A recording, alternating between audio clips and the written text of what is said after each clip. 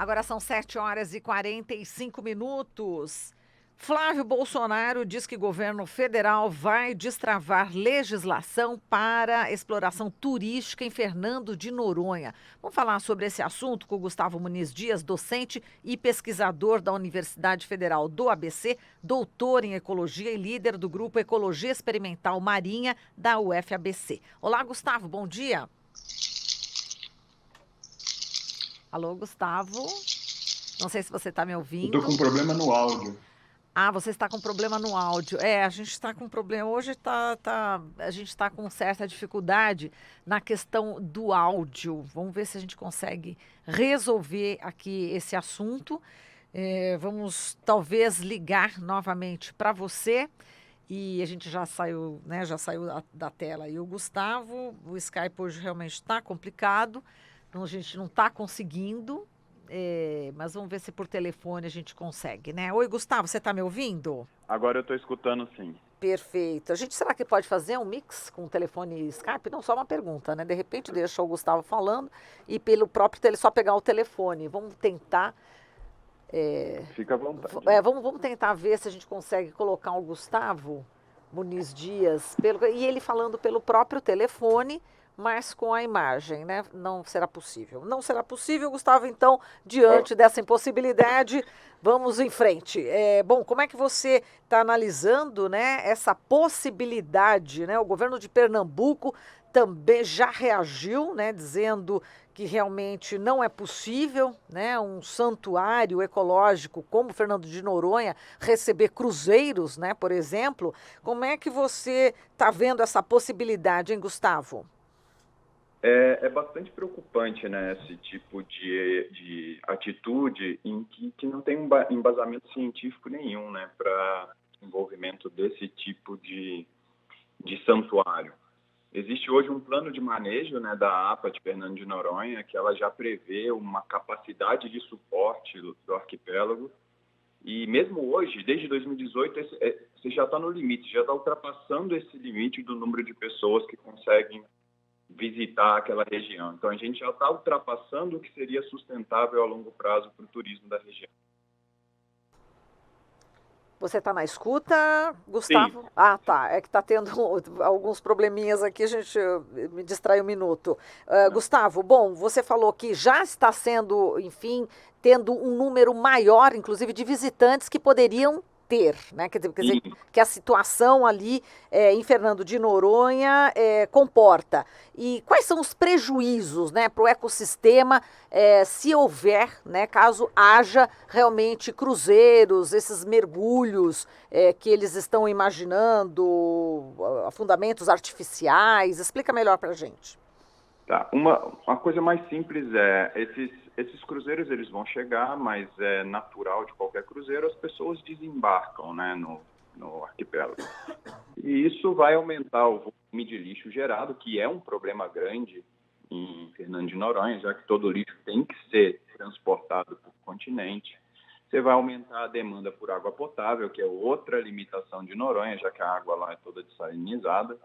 Então, todos esses recursos que atendem tanto a população local quanto os turistas, eles já estão ali no seu limite ou muito próximo disso, né? A fonte de energia para o arquipélago, ela não é uma fonte, apesar de estão mudando agora, mas ela não é uma fonte sustentável a longo prazo, ela não é uma energia solar, eólica. Então, tudo isso aumenta a demanda desses recursos, aumenta os resíduos sólidos, líquidos gerados, né, que vai causar, talvez nem tão a longo prazo, um prejuízo tanto para a população local quanto para o turismo em si. Então, é uma estratégia que vai permitir a exploração do turismo a curtíssimo prazo. Aquela região vai se degradar e ter atratividade para as pessoas. Bom, Outro outro ponto, problema, sim, diga. outro problema sério que acho que ainda a gente discute muito pouco hoje no Brasil é essa questão de fundeio de embarcações para turismo, para mergulho. Isso tem sido pensado e discutido sempre como uma coisa positiva, já que aumentaria o crescimento dos organismos bentônicos, dos corais, esponjas, assídeas, mas a gente tem um problema muito sério e toda vez que você disponibiliza um substrato consolidado, puro, que é um dos principais recursos limitantes para esses organismos corais, esponja, eles vão chegar lá, mas quem é que vai chegar? São as espécies nativas ou são as espécies exóticas que causam um monte de prejuízo, tanto econômico quanto ecológico? É isso que acontece. A gente tem um problema hoje no Brasil, aqui no Sudeste está muito forte o coral-sol. É uma espécie exótica que foi introduzida no Brasil na década de 90 e que está substituindo toda a fauna nativa que a gente tem em algumas regiões. Então, imagina que, de repente, você coloca como proposto 12 navios fundeados, que é um espaço disponível para o crescimento dessa espécie, que recentemente foi detectada lá no Ceará em um navio fundeado há 3 anos. Exato, e realmente esse é um grave problema, e esse tipo de conhecimento, né, que você está passando aqui, compartilhando com a gente aqui na rádio, na TVT, esse tipo de conhecimento falta, não é? É incrível isso, assim, quer dizer, as pessoas, o senador Flávio Bolsonaro, por exemplo, as pessoas que lidam, né, com o turismo, elas não têm esse conhecimento, falam barbaridades, isso te espanta, não surpreende, né? Acho que ninguém está se surpreendendo mais de nada, mas espanta o fato da gente ter como alvo aí a destruição de um santuário como Fernando de Noronha, né, Gustavo? O que tem acontecido o conhecimento nós temos hoje no Brasil, nós temos o nosso grupo de pesquisa, que é um grupo relativamente pequeno, mas que lida diretamente com antropização, construções costeiras, mas a gente tem algumas dezenas de pesquisadores, de grupos de pesquisa lidando com essas informações.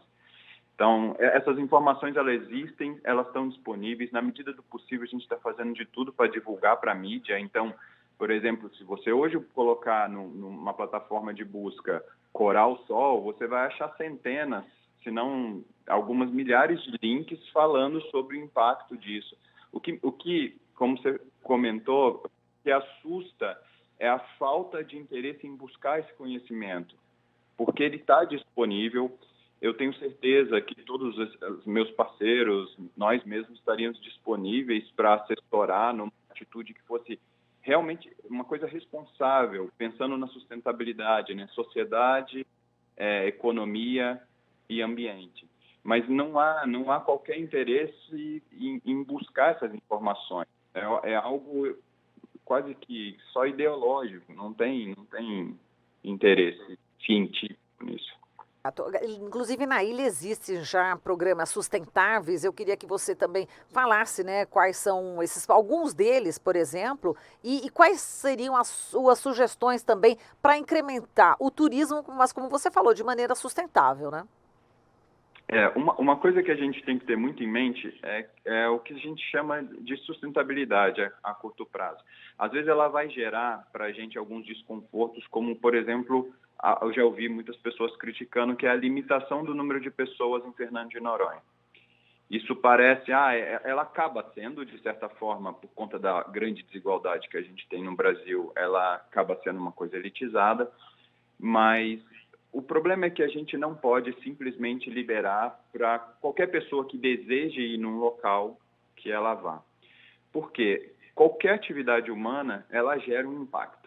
Ele pode ser grande, pode ser pequeno, e o que a gente tenta fazer quando está falando de turismo sustentável é limitar o número de pessoas em que a natureza consiga se recuperar desse impacto numa taxa maior do que a gente causa o impacto. Então, por exemplo, em Noronha, uma das coisas que é esse controle do número de visitantes, que ultimamente tem sido até ultrapassado, é uma das primeiras atitudes. Não adianta. Se você começar a deixar livremente qualquer pessoa chegar e desembarcar, daqui uns anos, Fernando de Noronha não vai ser mais Fernando de Noronha, e aí você não tem mais esse santuário turístico que a gente tem no Brasil. Lá em Noronha, algumas coisas que são feitas, como, por exemplo, todo o tratamento de lixo e esgoto, já que lá em si eles não têm água, água potável, então eles precisam transportar esses resíduos, sejam sólidos, principalmente para o continente. A água, ela é toda dessalinizada, então é algo extremamente custoso, mas que, de certa forma, é a única alternativa possível. né? Tudo isso tende a diminuir a degradação, tanto terrestre como marinha. Né? O Parque Nacional que você tem lá, ele é bem restrito a quem pode entrar, a hora que pode entrar, porque são unidades de conservações que são previstas para a conservação e para o desenvolvimento de pesquisa científica. Né? Então, o que está proposto no plano de manejo é uma proposta que foi feita por dezenas de especialistas, pessoas que vivem naquele local. Então, é uma proposta que tem um objetivo muito claro de preservação e uso sustentável da região. Perfeito, Gustavo. A gente agradece aqui toda a sua análise. Um forte abraço para você, viu? E até a próxima, Gustavo. Obrigado, um abraço. Até mais. Falamos aqui com o Gustavo Muniz Dias, docente e pesquisador da Universidade Federal do ABC, doutor em ecologia e líder do Grupo Ecologia Experimental Marinha da UFABC.